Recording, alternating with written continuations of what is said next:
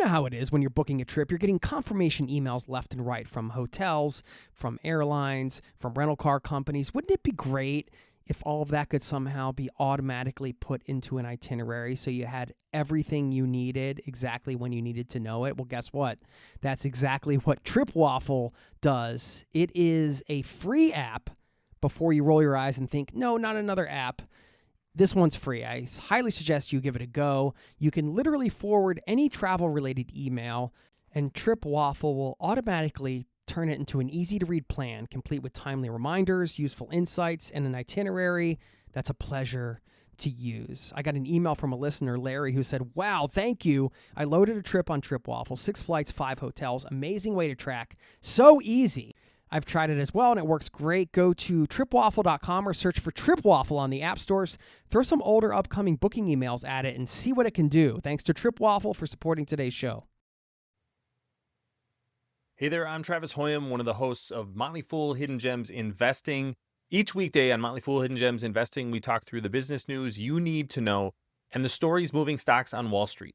On weekends, we game plan personal finance strategies and dive into the industries shaping tomorrow, and host the experts, authors, and executives that understand them. Tune in for insights and a long-term perspective on investing and, of course, stock ideas, plenty of them. To quote a listener, it pays to listen. Check us out and subscribe wherever you listen to podcasts. There are a lot of forks in the road, and opportunities kind of come in front of you, and some of those we grab and some we don't. But definitely, like, that first trip set the stage for what really interested me. Of course, you want to build your career and stuff, but we all have these like side interests, whether it's music or some kind of sport. And mine really was just this sort of curiosity, I guess, about the world. That is today's guest, Barry Hoffner, and that curiosity about the world that he mentioned there really set the stage for a life of travel for him early on. But Barry would have no way of knowing that years later, the tragic and sudden death of his wife in an accident in Africa would send him on an unexpected travel quest to visit every country in the world. And this goal to visit every country was originally designed to help him navigate his overwhelming grief. But as you'll hear in this episode, the journey ended up being so much more than that. In this show, you're going to hear also how Barry built a career around his love of travel, what it means to use travel to heal, what happened when Barry's plane got hijacked. Yes, that happened. You'll hear that story. His experience traveling to Iraq for the first time as an Iraqi Jew who grew up in the United States.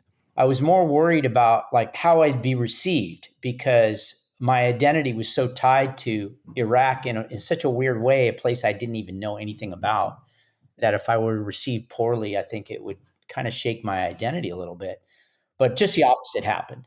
And that kind of led me to really want to explore more the narratives that I'd been brought up with. And honestly, Middle East turned out to be one of my favorite places.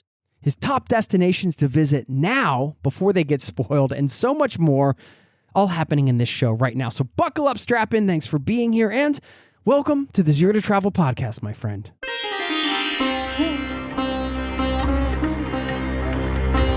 You're listening to the Zero to Travel podcast, where we explore exciting travel-based work, lifestyle, and business opportunities, helping you to achieve your wildest travel dreams.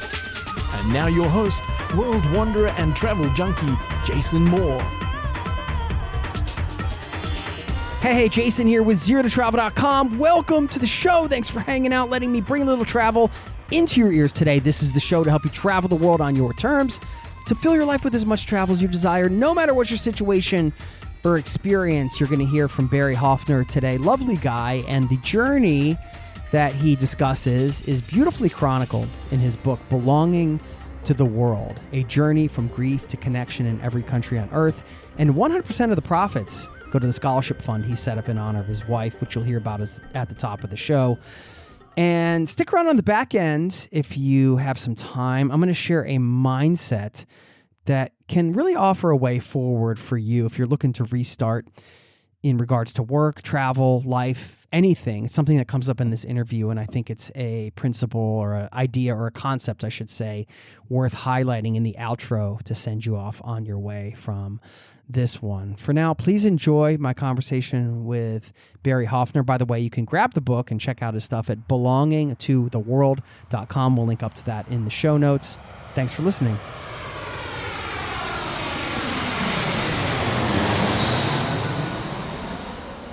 Barry Hoffner, welcome to the Zero to Travel podcast, my friend, and good morning. Thank God you're an early bird.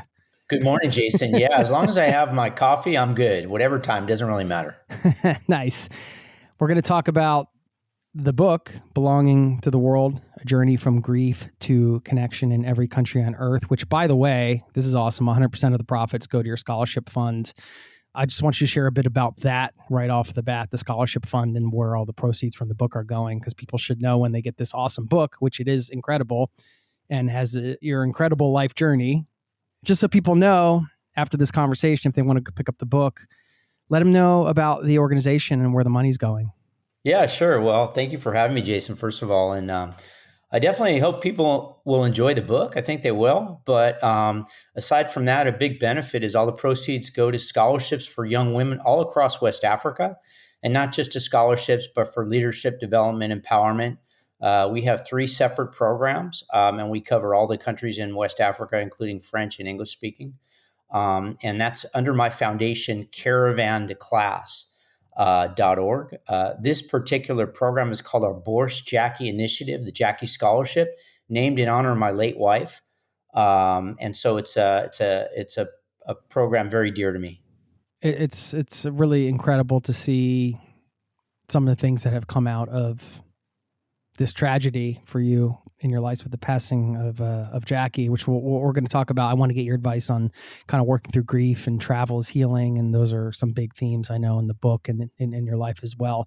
But I want to start where your wanderlust began, because it seems like to me it began with a coin flip in some ways with your buddy Steve. I mean, can you boil this life of travel down to a coin flip? Yeah. It's funny when you get to be my age, 66, you kind of have the time and reflection to look back on your life and kind of understand where certain themes came from. And certainly travel did come from a coin flip. I grew up a very middle-class background in Southern California, although my parents, I'm a first-generation immigrant. My mother was born in Baghdad, Iraq. But still, travel wasn't a big part of our life. And a buddy of mine, Steve, and I have been working all through our high school years. We decided we're going to take a trip before we went off to college. I was going to college at UC Irvine, which is near Newport Beach, California, the big waves of Newport Beach. I wanted to get better at surfing. And he wanted to travel through Europe and backpack. And we couldn't agree on which direction we'd go. So we flipped a coin and he won. And I say that coin flip changed my life for sure in all the good ways. That's kind of one of those coin flips where you really can't lose either in some ways. Yeah, I mean, I guess I'd be out surfing now and more regularly or whatever, which would be okay, but I would have missed a lot. So I'll take the world over the waves, I guess is what I'd say. Yeah, nice. It's one of those sliding door moments in many ways, right? Like you could have been a surf bum somewhere. I was reading through your book and you started talking about your journey through Europe, and early on, right in the trip, you had this situation on Las Ramblas in Barcelona, or you got scammed a bit. If you want to share that story, it's a good one. But it was funny because I felt a kinship to you, because my first big trip that really got me hooked on travel was a solo backpacking trip through Europe. And my second stop was Barcelona. And I also got into a situation there as well, wow, which kind of woke me up and made me realize, I almost got jumped and robbed and all this stuff. And anyway, it's a separate story, but made me realize, I kind of got to be on my toes a bit with this travel thing. Like I was out till 4 a.m. on a notoriously, dodgy time for this area of town. So I better get my wits about me here. But do you want to share that story? Yeah. So we were planning to travel for 3 months. We had $1,000 to our name, and that was it. And that was a little bit more than $10 a day, including everything. We had our Eurail pass. And the first 2 places we hit, London and Paris, were just budget busting. So we said, we better get our asses out of here. Otherwise, we're only going to be able to spend about 30 days in Europe. We went to Spain, which was in those days like much cheaper. I'm talking like 10 cents for a beer. And so we were walking around in Barcelona in Las Ramblas at night, and this kind of man comes up to us, and I spoke some Spanish, but not necessarily good enough to get ourselves out of a problem. I was trying to kind of show Steve my Spanish skills, and he's like, I want to take you to a bar and buy you a drink because I'm getting married. And we're like, sure. I mean, what 18-year-old doesn't say, yes to a free drink? And we get inside the bar and we order a drink. We have another. And then all of a sudden the guy's not around anymore. And so after a while, we just ready to leave. Hey, can we have the bill? We're thinking, I don't know, 40, 50 cents for a few beers. And it was, I guess, the equivalent of about $20 or $25, which these days not that much, but in those days that was a couple days of traveling. And when we said no, we only had a couple beers, and they said, no, you bought actually beers for the whole bar or drinks for the whole bar. And that's when we knew we were scammed, and we kind of negotiated down a little bit, but put our tails between our legs and walked out of there really realizing we need to learn a few things. Right. Well, what did that trip teach you overall?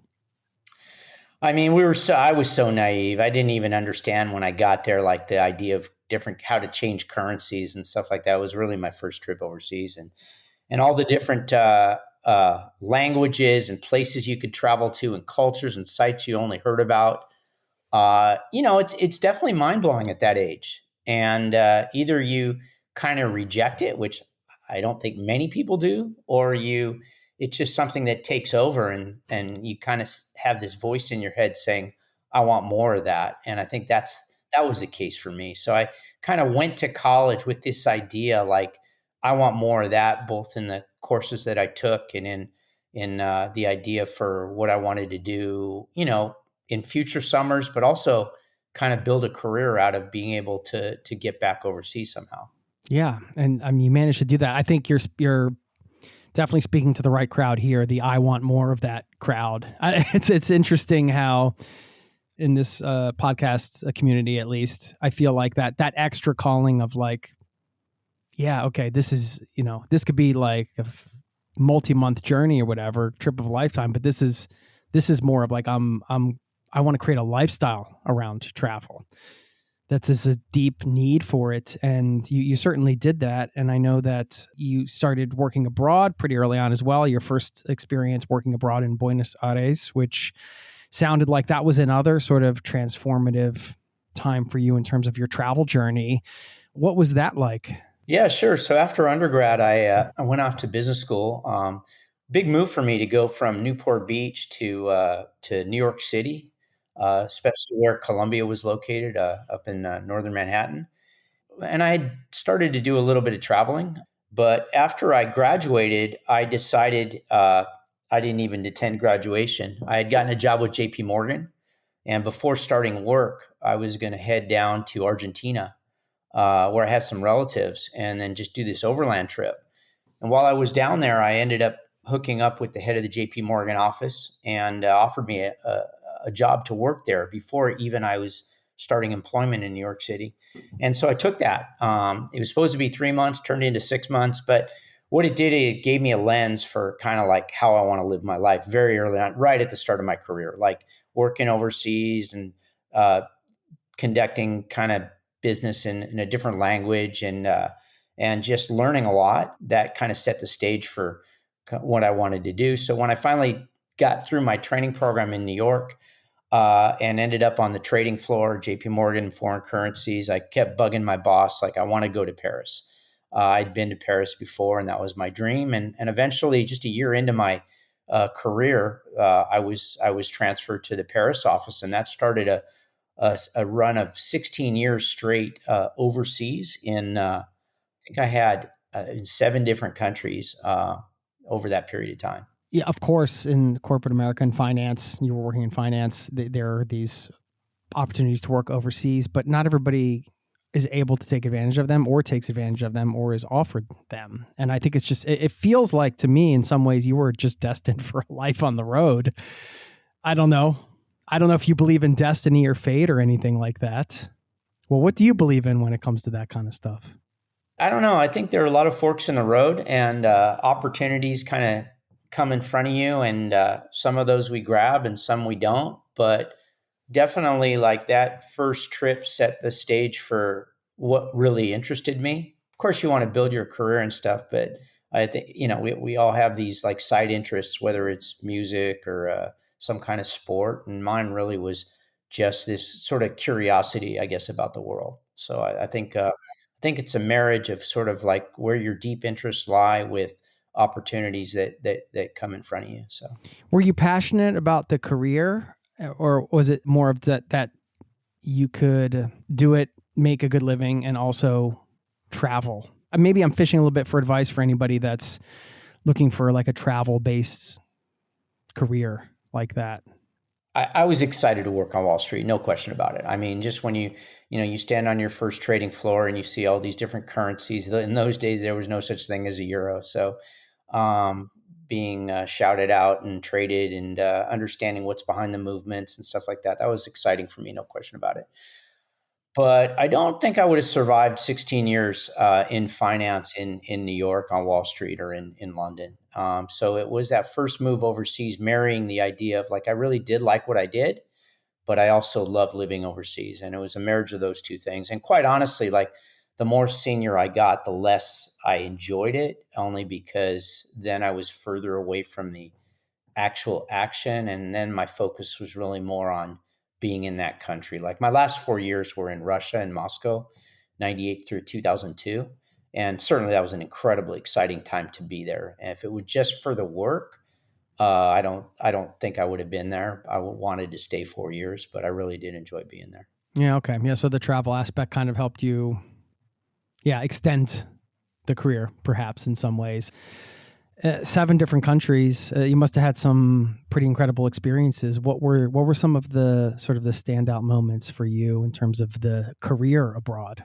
Just from a career standpoint, I mean, well, for sure being in Japan and the late 80s at the peak of sort of Japan's economic power. I mean, as we talk about like today, China sort of bypassing us at some point economically. Those days it was Japan, the miracle place where, uh, my boss used to say, look at that building in front of us in Ginza. He said, well, that building's worth the state of Wyoming or something like that. Like, prices were just astronomical. So that was certainly an exciting time to be in Japan. The culture was so strong. You really felt like you were in a foreign place. That was the first kind of real experience I had where, like, wow, this is just completely different. That was exciting. And the business with the Japanese, they were an economic power, was exciting. But I would say Russia was my best assignment. I mean, 4 years in one place. I hadn't been 4 years in one place in my career. Building relationships in a country where we just didn't know which way it was going to go. When leading up to the elections in 2000, where before Yeltsin stepped down in favor of Putin, who's still there. Weren't sure whether it was going to go back to communism or not. And so, didn't know whether the whole business was going to implode. And those were just really cowboy days in finance in Russia. That was very, very exciting time, seeing them introduce a stock market and introduce a bond market, and being part of that was certainly an exciting time. You mentioned your mom being from Iraq, born in Baghdad, right? You have a really unique background. I'm just curious, were you exposed to Iraqi culture early on? I'm not sure where your dad was from or any of the other background there, but were you exposed to these different cultures growing up, or was it, you hear different stories from like somebody that was raised in like an immigrant family, let's say, where, sometimes it's just like really trying to fit in to the culture they're in, and, maybe not so much of the culture they came from versus, and of course you have the whole spectrum, but full immersion and just trying to hold on to that. Like, were you exposed to that culture? Yeah.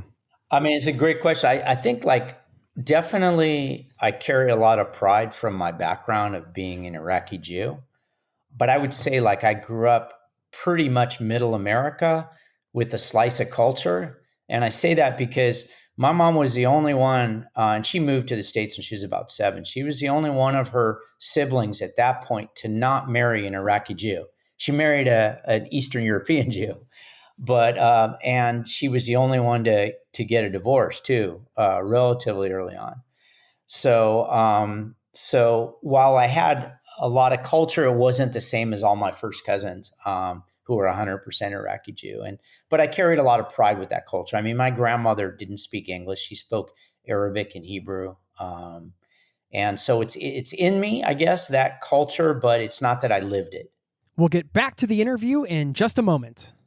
I really enjoy the planning stage of a trip, piecing together that itinerary that sets you up for this epic travel experience. You probably already know that travel advisors actually earn a living planning trips for others doing that exact thing, but what you might not know is how easy it is for you to take your travel planning skills and earn income from them by planning vacations for others with Fora. Fora is a modern travel agency built for people who love to plan travel and help others travel well. Their tech platform, training, and community give you everything you need to turn your passion for travel planning into a flexible, meaningful stream of income. No need to figure everything out on your own with a Fora subscription. Everything you need to run a travel business lives under one roof. You can finally turn your passion for travel into a fulfilling business with Fora. Become a Fora advisor today at foratravel.com/0to-travel. That's Fora, Fora travel.com/0to-travel. Make sure you tell them we sent you, foratravel.com/0to-travel.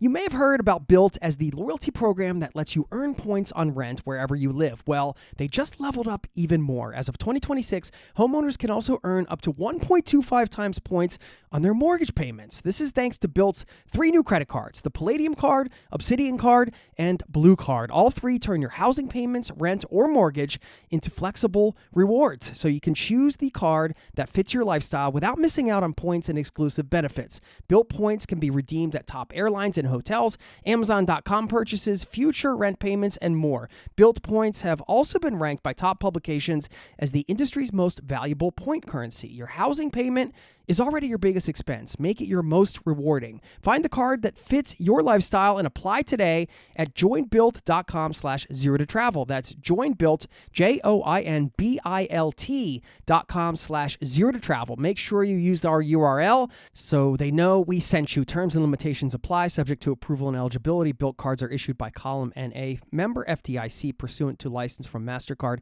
International Incorporated. Now, back to the show. What is the percentage, roughly, of the Jewish population in Iraq? Do you have any idea? Oh, today? Yeah, or even at that time. Oh, at that time, I think Baghdad was the second largest Jewish city in the entire world. After New York really? City. Okay. Yeah. So it's interesting because you've traveled a lot in the Middle East, which I would say this is I'm speaking in generalities here, of course, that I'd probably imagine the average sort of traveler with a Jewish background may avoid certain countries for certain reasons and certain perceptions. How has it been for you bringing that background into all of these places, making these connections? I know you wrote an article for People magazine about your time in Iran. You know, you've been all over the Middle East, and I'm sure you've had a lot of really incredible conversations and exchanges, cultural exchanges. I mean, what's been the experience for you traveling through that part of the world? I mean, the biggest thing for me for travel, really, if we let it helps us explore our narratives. And I guess, I don't know, like as you get older, you search, at least I do, search a lot more for the truth. And I think travel exposes you to that. So for me, growing up as an Iraqi Jew, without really experience in the Middle East, I mean, I definitely had one narrative. I mean, Jews had to leave Iraq in those days, so it wasn't necessarily a happy departing for them, just like it's not, these days for a lot of people in let's say the West Bank or something like that, living in difficulties. I had only been in Egypt, in Cairo, and maybe one night in Dubai before I decided to travel to every country in the world. I mean, I didn't really have any exposure. But if that's what I was going to do, I needed to dip my toe into that part of the world.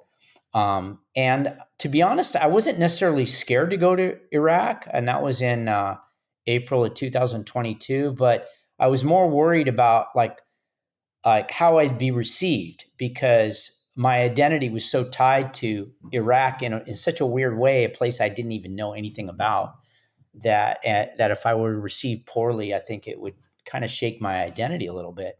But just the opposite happened, and that kind of led me to really want to explore more the narratives that I'd been brought up with. And honestly, Middle East turned out to be one of my favorite places. I mean, I've been studying Arabic for the last 7 years. I've been to obviously every Middle Eastern, every Muslim country. The work we do with our foundation is on behalf of basically mostly Muslim cultures in West Africa.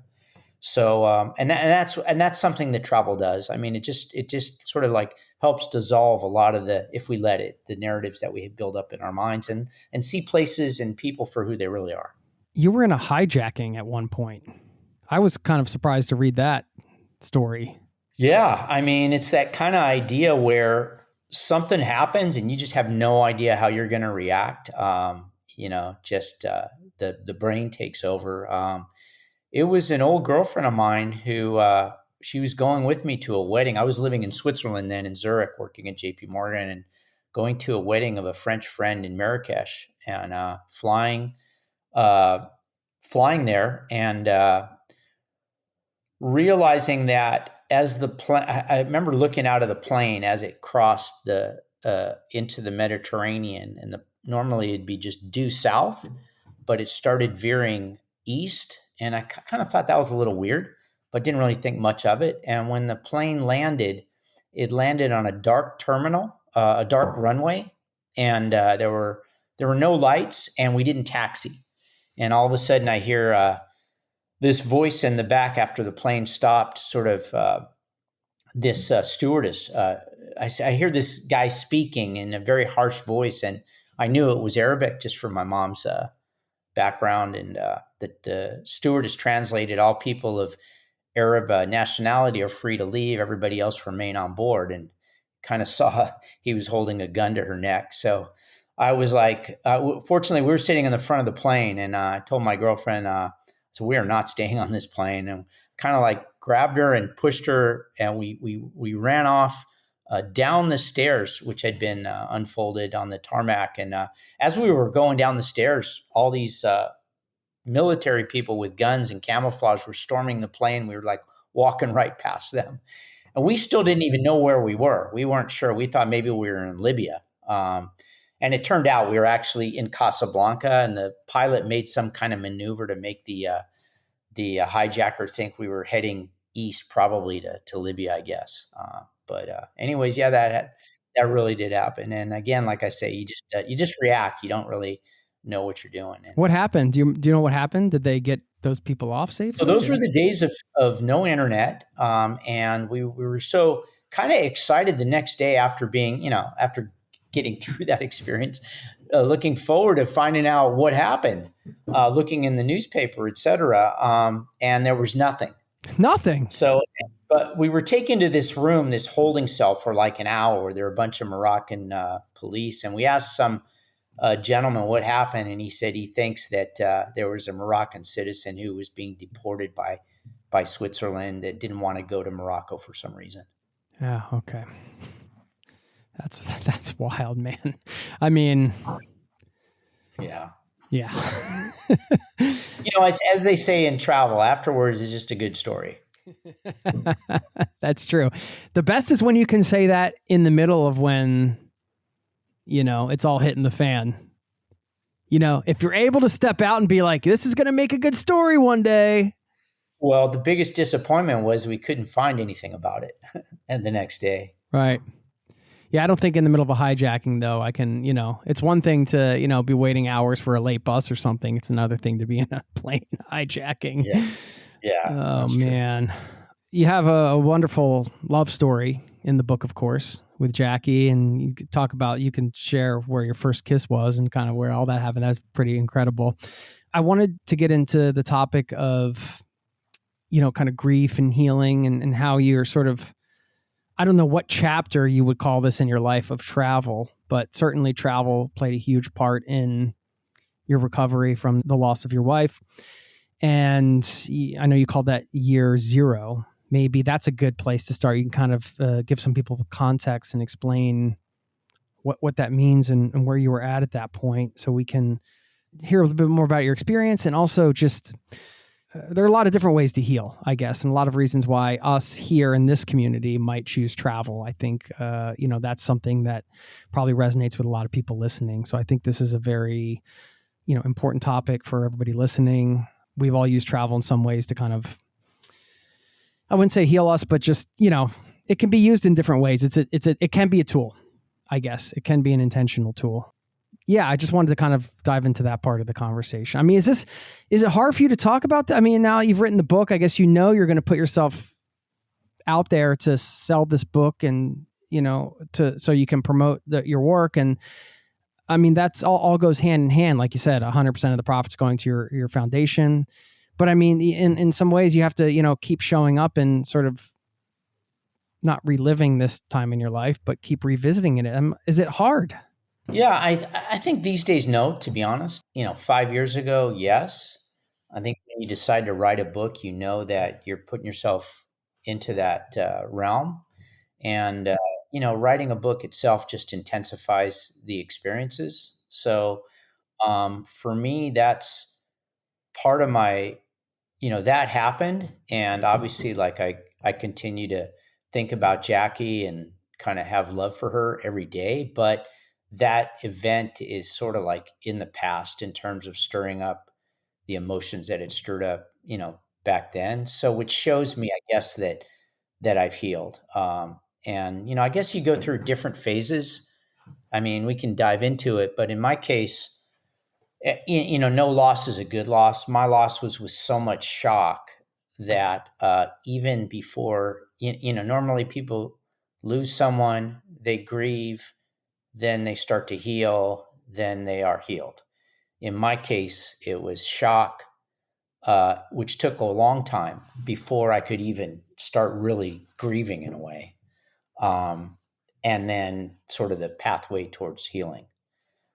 So now I feel like really I am healed. And I put sort of that whole experience in the past and feel like I can, when I say that, I mean, it just allows, I feel like it allows me to move on and continue with my life. And I feel like I'm at that point, and certainly like the travel helped and writing the book helped a lot. Yeah. I mean, you've done the work and you've processed it, of course. What a wonderful thing to be able to say, I feel like I'm healed to the point where I can talk about this and you've kind of moved on. I mean, that's a beautiful thing. I think everybody grieves their own way for sure. And I don't think there's really any blueprint, because sure, there's people recommend different things, etc. But inside us, we carry our own, if we really look deep inside, we carry our own way to do it. And mine was just really just to lean into it. I would say, like, I actually moved away from where I live because I just needed anonymity. I moved to DC, where my younger son was in his first semester of college after the loss. And he moved in with me. He had been in the dorms, and that's where I had to inform him about him losing his mom, because I was at that point in Dubai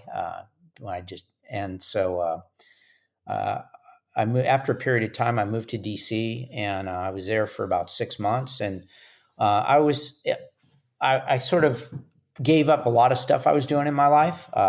I was fortunate to be able to do that, and just decided I was just going to take it on, really. And just like when I was really inconsolably sad about things, I would let myself, whether it was listening to a song or having a thought or seeing a picture or something. And at the same time, I did a lot of spiritual reading and meditation, and just sort of set the stage for me to then step back into my life.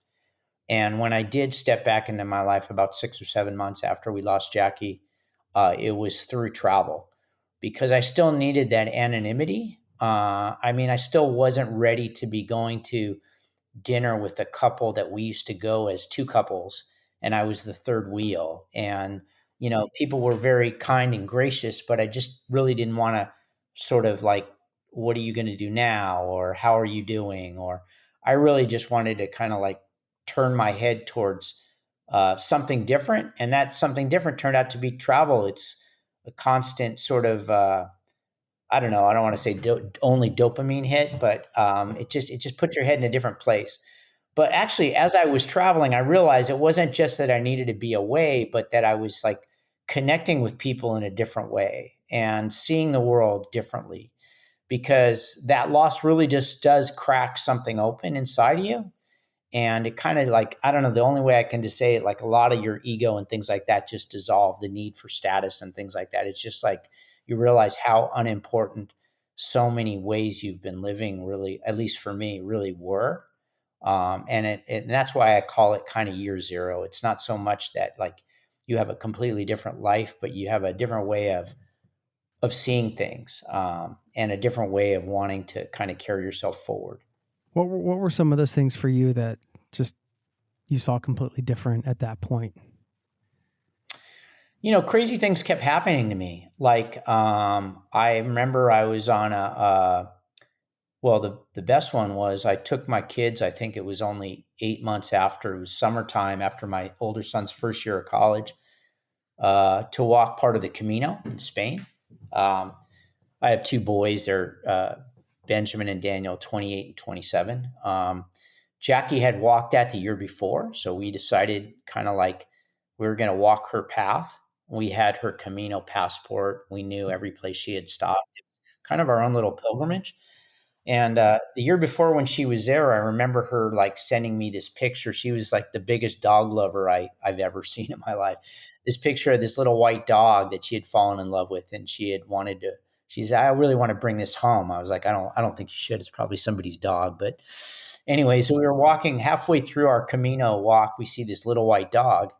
And I pull up the photo of her with the dog, and I'm looking at the dog sitting there kind of wagging its tail. No way. And we found that dog. Like no that dog way. appeared. I swear to God. Wow. And things just kept happening like that. You know, I was in, some months later, I was in Suriname. I was landing in Suriname, flying from Trinidad and Tobago. And I hadn't realized that, like, it was January 10th, 2020. Hadn't realized that they had changed their visa policies on January 1st. It had been visa on arrival. Now you had to have a visa in advance. And they were going to deport me. They put me in a holding room, and they were putting me on the next flight out back to Miami, where I was going on to Guyana. And I had texted this woman at the Marriott in Paramaribo, Suriname, who was going to arrange this tour for me the next day. I texted her to cancel the tour. And then I go to sleep on this bench in this room where I'm being, deported for the next day. And this guard wakes me up. He says, well, it's your lucky day. You've been granted a visa in the middle of the night. She had gone back to the hotel, and because it's a small country, had worked all her connections and ended up getting me a visa somehow. So things like that just kept happening. And kind of it was a sign that not only do I need to keep traveling, but like people are seeing me differently. Like, I don't know. It was weird.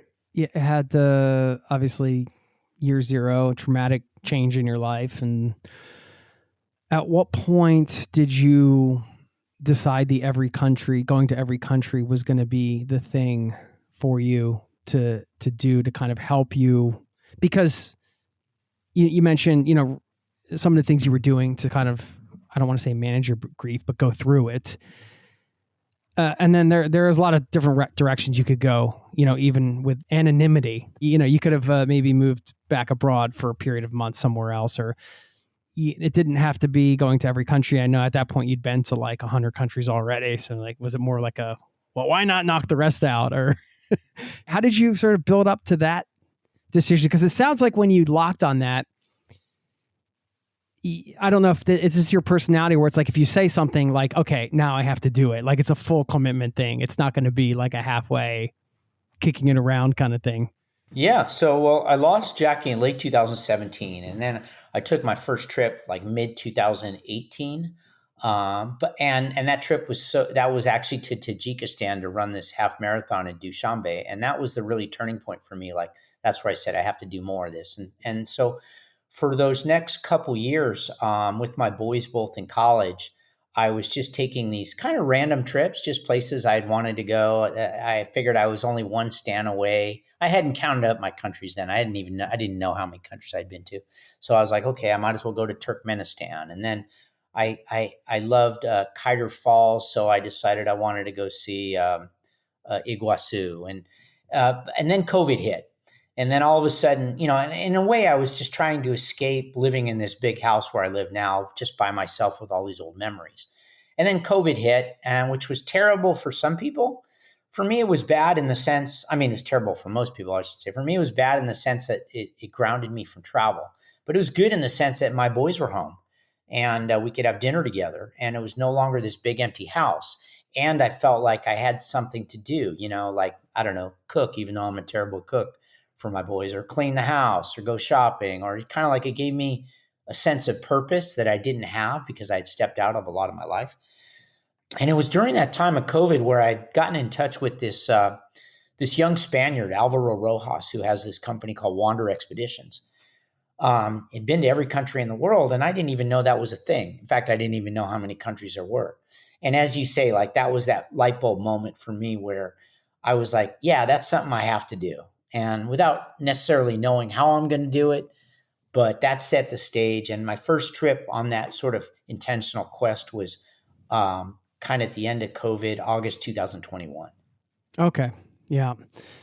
Yeah. And I should mention also, on top of everything you were kind of managing, you were also making a life transition to sort of the empty nests lifestyle thing, which obviously you and Jackie had planned to tackle together. And so that's like another big part of your journey, I think, that is it's baked into everything you're writing about, but at the same time it's even its own difficult thing to grieve and go through.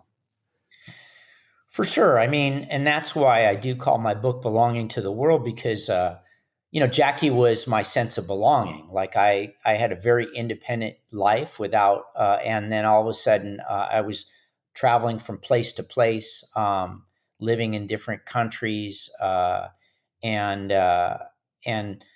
Jackie allowed me to create this family that I never really had, in a way. And she was the center of our family. We're three boys, and she was the woman. And, she kind of like the family revolved around her. And all of a sudden that connection is broken, and you're kind of walking untethered around the world, you feel. And so, that allowed me to kind of like, and so I needed to find something, I guess. And so I fell into this thing to travel to every country in the world. Really, when I did, I just embraced it. And it turned out to be a great journey. We'll get back to the interview in just a moment. Now, back to the show. There is sort of a whole sub-community within travel of the sort of every country in the world space, I would call it. A lot of people chasing this goal, and for a lot of different reasons and in a lot of different ways. And some of those ways can be controversial and perhaps ego-driven. You have the whole spectrum, and then there's stories like yours, and which is the opposite of that, right? When you decided to take on the quest, because I know in your book you said, quote, "I spent most of my existence trying to achieve a bewildering number of concrete goals.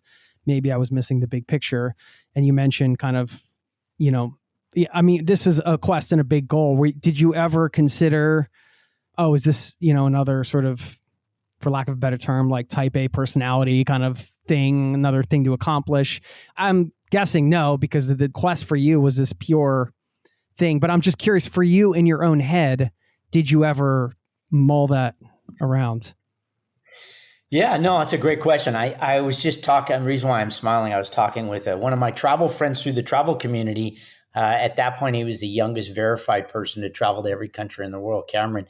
That's what I love about the travel community. It's a place where a hip mid-20s kid can befriend an old white guy like me. But he was saying, man, that must really gnaw at you, because I'm still missing North Korea. I've had kind of 6 failed attempts to get to North Korea. I was supposed to go to their marathon in April, and they canceled it 10 days before. And so anyways, he's like, that would just bother me that I'm short one country. I've been short North Korea for a year and a half now. And honestly, what I say is, like, yeah, I'll get there someday, but like my journey is over. So what I really look at it as a journey. Yes, I guess what I'd say is that I needed that goal to get out there and do stuff, because it was movement that I needed after a period of grieving, and having a goal created that movement. But it's not the goal itself that matters now. As I reflect back, it's all those impressions I have in my head, and all the beauty I've seen, and all the people I've met. And so when I say I think I can hold those two thoughts together, it's like it's okay to have a goal, but it's not the goal that's important. And I think that happens a lot in life. If you let it, like you have this goal, but then when you look back after achieving it or not achieving it, you realize all the other unexpected things that are really what is the beauty of it. And for me, it's all that travel, and also writing the book, and then being able to talk about that story and meet people who I know hopefully it's impacted and stuff like that.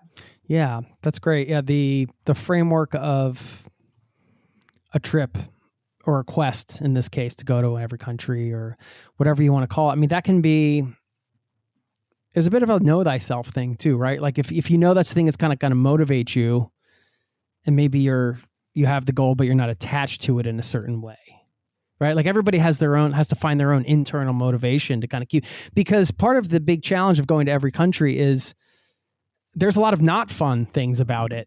The fun part is the travel and the meeting people, but the visas and all the bureaucracy and all that stuff, that's the stuff. That's why these communities are there. Cause it's like, how do I get in here? How do I do this? How do I, where can I go? This country's at war, there are a lot of logistics to figure out actually. How is that part of it for you? Do you enjoy the problem solving aspect of that? Yeah, and a lot of uncomfortable moments, a lot of stepping way outside of your comfort zone, a lot of knowing you have a loss of control, canceled flights, stuck here and there, and so that's why the goal part of it keeps you moving. But I guess what I'd say is like if I didn't have that goal of all those countries, I just think back of so many places I wouldn't have gone that I had tremendous experiences in that are now part of my lived experience in life. So in a way, that goal definitely helped. But now as I look back, like, I know some of my travel friends, after they've done that, they have another list. I want to travel to every country in the world twice, or I want to travel to every region, or I want to do every UNESCO. And I think everybody's goal for travel is, I don't judge any of that, because travel itself is a good thing. It's mind opening. But for me, I don't have any of that. Like, I feel like I have those lived impressions in my mind, and I'm still going to travel, but it's going to be more like, here's a place I really want to go because I want to see it, or because I can have a great experience. The depth of experience. Yeah, for sure. Well, we're going to get some of your Barry's bests, because I know that was something you opened the book with, and you have some of the places you wanted to highlight. But you mentioned going to some of these places that you wouldn't have otherwise gone to if you didn't have the every country goal, and that those are still, there are some moments that are still part of your lived experience. Can you talk about one or two of those moments so we can get a sense of what you're still carrying with you from that quest? Yeah, I remember I took this long trip to Asia, and I had a great, I lived in Singapore for 5 years. So I did it with my older son, Benjamin, during he had some time off, and we were in Singapore, where I had lived, and where Jackie and my relationship, well, she had come to Singapore, and we traveled from there to India together just as friends. That was back in the mid-90s. So it was nice being there with him. And then we went off to Bhutan, very special country. It's like a can't miss trip for anyone who goes there. Very spiritual. And then from there, I went to Pakistan with one of my good friends from college, Lee, and we had an incredible time up in the north of Pakistan, 10 days going on the Karakoram Highway and in the Hunza Valley. And then because I was in that area, I figured I might as well sort of knock off Timor-Leste. And I remember having to fly through Bali, but staying in an airport hotel. I was so tired and miserable. And from all the hiking in Bhutan, my legs were sore. And I get to Dili, and my guide meets me at the airport. He's like, "You ready for your city tour?" I was like, "No, I'm really not. I just need to rest. Can you take me to my hotel? I think I'm going to call it a day today." He goes, "Well, at least let's hike up to this statue of Christ overlooking the harbor for in the afternoon. Let's do that. And I was like, okay, I'll do that. So we start hiking up these stairs and we start talking. And I said, oh, tell me about your family. And sort of, he kind of gives me a look, and he said, well, I lost my wife and a child in childbirth about 5 years ago. And instantly, like, at least for me, like if there's somebody else who had deep loss, I just gravitate towards them. And I told him a little bit about my story, and we just really bonded. And then as we're walking up, Jackie had a sunflower tattoo on her arm, and I had recently gotten a tattoo on my back. It's a globe with a sunflower wrapped around the edges of it. So I whipped off my shirt to show him my tattoo of the sunflower. And right then we saw a bunch of sunflowers set in front of this statue of Jesus Christ or whatever. And then all these nuns out there. And so I took a picture with the nuns, and I was just like, I don't even remember much of Timor-Leste itself. I mean, I know about the culture and things. I only spent 3 days there, but it was like that experience for me defines like being in that country that I wouldn't have had. And it was an uplifting thing for me. And it wasn't a big deal, but it was a special little experience. And there were lots of those in almost every place I went. And that's why I say, like, really, my trip was really about connecting with the world. That's beautiful. I've heard you mention a few times, you mentioned kind of going through reading some of the spiritual texts, the meditation. You talk about some of these experiences, but I know in the book you don't really have sort of a strict belief in terms of faith. I'm just wondering, what is your relationship to all of this? You know, an experience like you just described can mean many different things to many different people, right? You could say it's coincidence. You could say it's synchronicity. You can say it's a sign. It's God speaking to you, whatever. Like, you know, maybe it's filtered through your beliefs system. You know, I don't know. I'm just curious, where do you sit with all that, being that you've been on such a varied life journey? Yeah. I mean, I would say, like, I'm a cultural Jew. In terms of my belief system, though, it's more just like, I just feel like there's a divine energy we can tap into. It's not something that's controlling anything, and we can tap into the good parts of that if we have like an open heart and an intention. It's sort of like this expansiveness. We all know what it means to contract. You know, we get in an argument with somebody, we have a bad day, and so for me, like, tapping into that is just the opposite of that. And I think that's what happens. Like, and it happens more on the road, I find. And that's what one of the things I've found through my travels is because, you know, as soon as you get on that airplane, sort of that list of all these things you have to do back home just dissolves. And so we're just much more open to sort of that internal kind of, I guess, curiosity and gratitude and appreciation for other things. We're more open to receiving that. That's not saying we all do, but I think when you get in the mode of doing that and then it answers back with these special experiences, I think it becomes part of your mode of existence. So I really do believe, like, right now I could almost get on a plane and go anywhere because that's been my model through travel developed over time. I think I could find that almost anywhere. And that's what really happened with the book. It's sort of like I didn't start writing the book until about a year into that journey of traveling to every country. That was in September 2022. And then it took me a period of time to realize, like, exactly what I wanted to write about. And then after I did, some people say, like, the last part of my book, part 7, I think there's like 7 chapters in that, are some of my better writing, because I had the model of what I was looking for in these countries. I was looking for that special experience that really sort of kind of spoke to me about what that country was about, in a way, like meeting somebody or having an experience with a bunch of people or something. And so that became sort of what my mode of travel was, looking for that special experience in each place I went. And the last thing I'd say about that is, I think, like, if you know what you're looking for with intention, usually you'll find it. The book's beautifully written. I don't know, have you been a writer your whole life? Did you keep journals? How did you were able to go so deep on all of these parts of your life? And some of them happened many years ago. I'm always fascinated with how an author can recall and the conversations. And yeah, I mean, have you been a writer your whole life? I would like to hear a little bit more about your writing and where that comes from for you. Yeah, not at all. I was more like a practical writer for business memos and things like that. But This doesn't read like a business memo, Barry. I know. Well, you know what? I guess like it's funny. The first podcast I did, I don't know, about 4 months ago, somebody introduced me as author, and I was like, "Who are they talking about?" Were you looking behind your shoulder, like, where's this author guy they're talking about?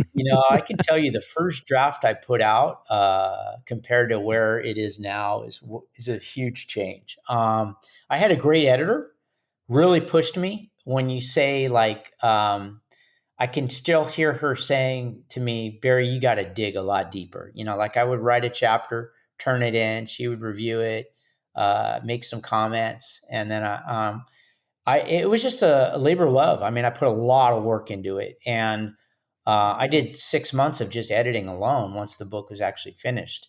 So what I'd say is like, it was really important to me to put my best effort out there. I don't know if I'll ever write a book again. And I wanted to make sure like when I gave that final draft to the publisher, that it was my absolute best effort, whatever that meant. And I feel that's the case. What I actually ended up after that sort of starting a Substack, because I do enjoy like going to a country and finding that story and writing about it. And I think I have the model for how I like to write it. So I think I will continue to write in that sense. And I've enjoyed writing a number of different articles through the marketing of this book, as you mentioned, the one in People Magazine, for example. But I don't know if I'll ever take on such a project again. I don't think I'll ever have that intense experience that I feel like I really need to tell that story. So if it were just a travelogue, I would have never written it. I don't think it would have been interesting enough for people. But I think the element of sort of love, loss, transformation through a lens of like seeing the whole world was hopefully relevant to people. What was it like when your boys read it?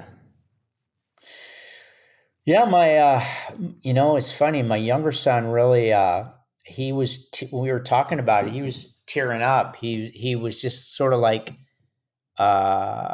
he goes, "I hope I'll have that kind of love for somebody in my life." And that meant to me more than almost anything, because it was important for me to put that out there, I guess, as a way to honor Jackie. Yeah. Wow. Yeah. That's,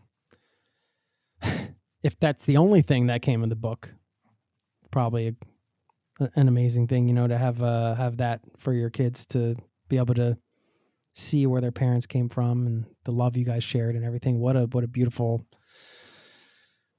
thing to have. It is a lovely book, man. I mean, your editor did a great job pushing you, I guess, but you sat down and you pushed and dug deep. I can feel that.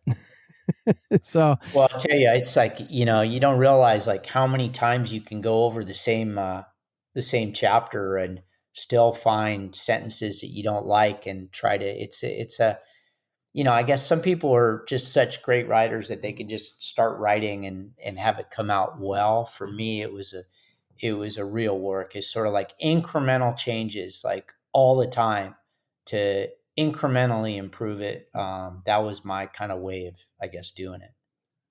I wanted to go a little bit back in time in your journey and just ask you, and maybe this is slightly related, because when you were describing some of the enjoyment you got out of the writing and telling the stories, I was wondering, sometimes we're in these careers and we might harbor, these random fleeting thoughts of these, other parallel careers we could have had, or we should have, like, for example, maybe, harboring a secret career as a travel writer or something, in that example. I don't know if that's the case for you, but I'm just using that as an example. But I saw when you guys were traveling around with your boys as part of your journey, traveling around the world, and then you decided to settle down and you went to Sausalito, correct? And outside of San Francisco, so they could be in a high school, I think, in one place. Hopefully I'm getting my facts correct. Sure, yeah. And then you went from working in finance to essentially becoming a farmer. So after like 16 years of living around the world, the last 4 being in Russia, I felt like I really got everything out of what I needed to get out of that experience. And the kids were young. Jackie's dad was a colonel in the Marines, so they move around all the time. I had moved around all the time, and we just decided we just didn't really want that for our kids. We wanted to grow up in a community, and so we chose Sausalito. And so kind of like, and I had been out of the States for 16 years, and I wasn't sure I wanted to get back into finance. So I decided to take a little time off to think about what I wanted to do. And honestly, all we were doing was we were looking for a little piece of property up north to take our kids, in the summertime and on weekends and things like that to get out in nature. And it just so happened that in Sonoma County up north, where we were in Alexander Valley, where we bought this property, that a lot of my neighbors were successfully growing grapes. And I realized like my life needed to be a little bit more stable and something to anchor me. And so I thought about it. I was like, maybe I'll do that. So I went to viticulture school, learned a little bit about grape growing, and decided, you know what, I'm going to plant a vineyard there. And I realized like I had made investments that hadn't worked out so well and I had nothing left to show at times, that this was an investment that at least like if it wasn't financially, strong, at least I'd have something to show for it. So we planted that vineyard, and that was in 2005. Quickly, we got on our first harvest, Francis Ford Coppola Winery to buy our grapes, and we grew grapes for them for 10 years. And around the time we were beginning to be empty nesters, I decided, I'd had enough of 10 years of growing grapes and growing olives. Our olives went into, the name of our ranch was Silverwood Ranch Olive Oil. It was in the book of the 100 best olive oils in the world, I think for 2017. We won a number of gold medals. And I decided, that wasn't the life I wanted, empty nesting. Jackie and I were destined to travel. So we sold our main vineyard to Francis Ford Coppola, who we were growing the grapes for. And that's how that happened. So it was in a way like a new adventure. It wasn't travel. And so, and I learned a lot, and it was really cool. But I think 10 years was enough of that for me. Yeah. Okay. Yeah. No, I brought it up because, at some point, no matter how much you travel, it seems like 99.8% of travelers at some point decide to live somewhere for a period of time, even if you're nomadic for a long time. And I'm just wondering what lessons you got out of that transition, taking the break, taking the time to figure out what you wanted to do, and essentially just settling in one place. What kind of advice would you share for maybe the traveler out there that's considering settling down at this point and listening? I guess at this stage, I can say like, I love where I live. I really do. I love the community. I love the surroundings. I love my house. At the same time, I love adventure. So I'm fortunate to be able to marry those two. I couldn't be a nomad. I mean, some of my friends they just continue to travel around, and good for them. I do feel like I need to be rooted to a place. I do like when I get home, my standard sort of routine here. And then after a while, I get a little bored and I need a little bit of adventure. And so that works for me. And I'm lucky to be able to do it. I realize that. I'm kind of finding the lifestyles and managing the two lifestyles of getting your travel fix when you can. I mean, was the wine world, is that where I know Julia Roberts has a blurb in the front of your book. Is that where the Julia Roberts connection is? I was just curious about that. No, actually, that comes from one of my very, very closest friends from high school is her husband's sister's, Danny Motor's sister, Jane. Yeah, Jane. okay, yeah. So, You just like pass this book around to as many people as possible. And it's not easy. I mean, I'm an unknown author with an unknown platform, but yet you have to, it's a whole another subject, but it's enough to hopefully write a good book. And then the marketing of it is really difficult. So you got to use any angle you can if you don't have a big platform. And I was very fortunate. She was very gracious to give me that endorsement. That did open some doors, no question about it. Yeah. Yeah, that's great. Congrats on that. What are some of Barry's bests? We're going to get some of your best recommendations around the world here. Some of the highlights for you. And I know you had a little section of that in the beginning of your book, but you don't have to stay to that if you want to share just a few we love destination recommendations here. You've been to almost every country in the world. Yeah, sure. Let's see. Let me go around the globe. Well, I would say, let's start off with the best food. For me, it's not even close. It's Syria. That's just a whole nother level above Lebanon, above Beirut. And let's see. I personally think the coolest waterfall I've seen is Kiter Falls in Guyana, because it's so far out there. I mean, you either have to do an 8-day hike in the jungle or take a little prop plane. There's almost no infrastructure. There are very few people because only one prop plane can land at a time. Only takes 6 passengers. So you're really like in this incredible display of nature, completely almost by yourself. Landscapes, what I did is I left a couple of my trips that I really wanted to take for the end of my journey, 2024, because just to keep the motivation going, and also to do that with somebody like one of my best buddies went with me to Pakistan. I mean, Western Mongolia's landscapes are just really endless and jaw-dropping, and like just these valleys and mountains and just endless terrain is incredible. But also in northern Pakistan is one of the most beautiful places in the world. The mountains, I think there's like 4,000 separate peaks above 20,000 feet, or 100 really distinct mountains above 20,000 feet. We only have one. Traveling the Karakoram Highway is really an incredible thrill. For sea life, definitely Palau. Underwater life, definitely Palau.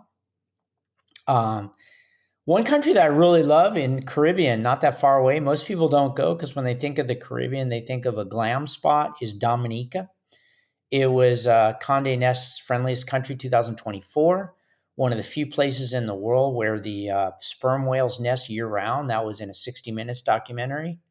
Some of the nicest people, some of the greatest hiking, population only 68,000. I think it's a really good place. One of the most underrated and I guess photogenic people places in the world is the city of Dhaka in Bangladesh. And usually I used to group countries by geography. So like I'll knock off these 3 countries, and I always really wanted to go to Sri Lanka. I've heard so many good things about it, and that was an amazing trip. And I kind of added on Bangladesh just because it was nearby. It was an easy commute. And I really love Dhaka, just like the street life there and the people and the energy was incredible. I could go on for a long time. Please do. No, it's great to go to those places where they, the expectation isn't so high, and then all of a sudden you're blown away. That's always a great gift as a traveler. What about places that are, for the sort of the average traveler, like fairly easy to get to, but maybe there are very few places at this point. Well, there are lots of places within countries that are off the radar. Like you said, you mentioned the waterfall, very difficult to get to and those types of things. But just in terms of sort of, I don't want to say mainstream tourism, but let's say, countries that are fairly easy to get to. Maybe it's not a super difficult visa to get, and they're changing quickly and they're getting more popular. Maybe an emerging type of destination where you would say, hey, this is special. Get here sooner than later because this place is changing fast, and you can still get there and have a real good, rich experience as a traveler. Let's see. I mean, I'm sure there are many, but I would definitely say Dominica is one. I think Bhutan is also a can't miss trip. I can't say that it's going to change fast because I think they have a very strong culture. and it's relatively easy to get to. I mean, I know you have to go through like a special, get a special visa and things like that. Well, what's next for you now, Barry? Well, I'm still working on getting to North Korea. That's always in the back of my mind. I have a couple different ideas, which through some of the travel community working on that. And then, so I go to West Africa once or twice a year. I was in Mali just a couple months ago for one of our big programs we call it the West Africa Women's Speakers Forum, where we crown the best female speaker of West Africa. We have an English version for English-speaking countries and a French version for French-speaking countries. And we call them speaking master classes, where we teach young women public speaking, which is an important skill there in often men-dominated places. So I'll always go to West Africa for work. And then there's certain things I want to do, and mostly formed around experiences and narratives. Right now I'm planning a trip to it's already next year now though, to go to the West Bank, to go through all the West Bank towns. I've explored the narrative of sort of Arabs living in different parts of the Middle East, but really never, I've been to Ramallah, but don't really understand the conditions under which people live in the West Bank. And I want to understand that. So that's a trip I'm planning. And there'll be kind of things like that. I actually am going next month to, I have an event in New York, and I realized that Greenland's only like 4 hours away, from Newark. It's a 4-hour flight. So I'm going to go to Greenland for like 4 days. Okay. Very cool. Belonging to the World, a journey from grief to connection in every country on earth. We'll link up to it, belongingtotheworld.com. And then, of course, your organization, Caravan2class.org. We'll link up to all that. Am I missing anything? If people want to get in touch, they have questions, is it through the websites? What's the best way to kind of reach out? Yeah, through the website, belongingtotheworld.com. It has a lot of good color visuals. It's very expensive to print a color book these days. So that's all on the website. There's a lot of good color photos. And also you can read about our programs of our foundation. We have our own website for that, caravan2class.org. But in belongingtotheworld.com, we have a Bourse Jackie section that talks about our programs for women in West Africa. And yeah, sure, please. I hope you'll purchase the book, and I hope you like it. And if you do, I would appreciate if you consider leaving a review. That definitely helps. Again, all this is for our Bourse Jackie program. All the proceeds go to additional scholarships for young women in West Africa. Amazing stuff, Barry. That's 100% of the profits from the book. And that's just an honor to chat with you, hear everything you have going on. And thanks for putting your story out into the world and, making the difference that you're making with all of your projects and getting out there and telling the stories. I know it's not easy, especially to get up when some podcaster is asking you to get up at 5 a.m. to come on their show like you did today. But we appreciate it, man. We appreciate you. And I just want to say thanks. Thanks for the wonderful conversation. No, thank you, Jason. I really appreciate the opportunity and to talk to your listeners. And I did receive some good news this week. So our book, Belonging to the World, was won the Indie Reader Best Travel Book for 2026. Amazing. I didn't even know it. They had like an award ceremony online, and I was like, I didn't win that, so I didn't even tune in. But afterwards, I got an email that told me that we had won. So I actually went back and listened to the award ceremony. But anyways, I hope people will like the book, and I appreciate the opportunity to put the word out there. It really, really means a lot, Jason. Thank you. Award is well deserved, Barry. Thank you. Thank you so much. All right.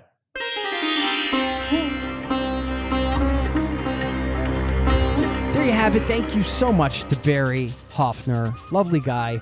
And couldn't be more honored that he came on the show to share his story. By the way, the Bourse Jackie Scholarship, if you want to check it out, you want to support it, caravan2class.org. It empowers young women in West Africa with transformative education and skill building, shaping the next generation of female leaders, according to the website.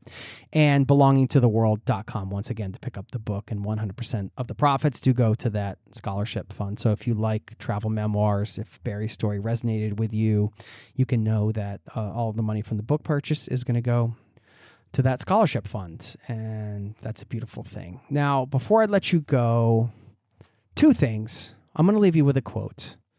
And I'm going to share one of the principles that came up, or one of the ideas that came up during the conversation that I think is worth revisiting before we head out. First, just want to say we have a newsletter, zerototravel.com/newsletter. It's free to sign up if you want to keep in touch off the pod. And also, quickly, we are now a member of the Airwave Media Podcast Network. You can go to airwavemedia.com, check out some of the other awesome shows they have over there, and we're excited to be a part of that network. Now, that idea of year zero that Barry brought up, or we talked about in this conversation, where really felt like he was starting from a new place. And, you know, anytime in a big event happens in your life, it can certainly be that. It can certainly feel like that. Feeling like that and being that is the same thing, really, in many regards.